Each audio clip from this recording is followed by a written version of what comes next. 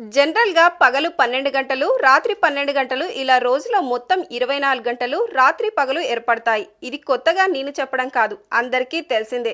కానీ ఈ డిసెంబర్ నెలలో ఓ రోజు మాత్రం ఏకంగా 16 గంటలు రాత్రి ఉండనుందంట. అంటే అదనంగా 8 గంటలు రాత్రి సమయం ఉండనుంది. ఏంటి నమ్మలేకపోతున్నారా? అయినా ఇది నేను చెప్పేది కాదండోయ్.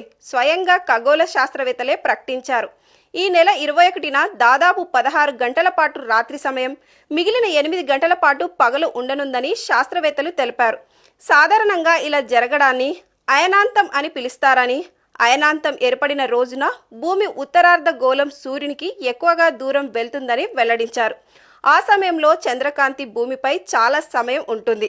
ఇది శీతాకాలంలో ఏర్పడుతున్నందున దీనిని శీతాకాలపు అయనాంతం అని అంటారని ఖగోళ శాస్త్రవేత్తలు చెబుతున్నారు.